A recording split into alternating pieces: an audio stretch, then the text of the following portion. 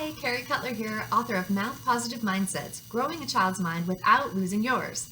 And today I want to show you 3 of my favorite books that I use for teaching math. They're not math books, they're picture books.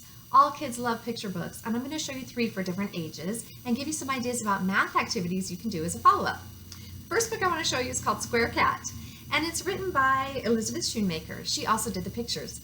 In this story, the cat, Eula, feels different from all of her friends because she is a square and everyone else is different shapes. And in the end, she realizes that being a square is just right for her and she doesn't have to be something that she's not. In this book, someone comes across a problem and they try to make the best of it. Well, we have to do that a lot in life, don't we? So the math activity that you could do with your child after reading this book, Square Cat, or one with a similar theme, would be to brainstorm. What would the world be like if we didn't have squares? Or what would the world be like if we didn't have circles? How could we ride our bike if we didn't have a circular shaped wheel? What would it look like and what would it feel like? And kids can draw their answers and explain to you their ideas. Another book I have is called There's Always Room for One More, and it's written by Ingrid and Dieter Schubert. And in the story, there's a little beaver who wants to invite his friends to go on his boat. He builds a small boat, but it's too small for his friends, so he builds a bigger boat. Then everyone can get on board. And an activity that you can do with this book after you read it with your child is to get a strip of tinfoil and have your child mold it into a boat shape.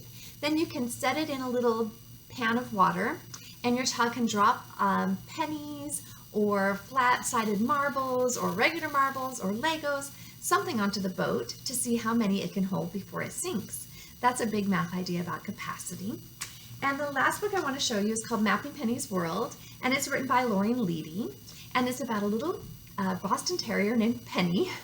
And in this story, Penny goes all around her neighborhood, and the children in the story create maps to show Penny's different adventures.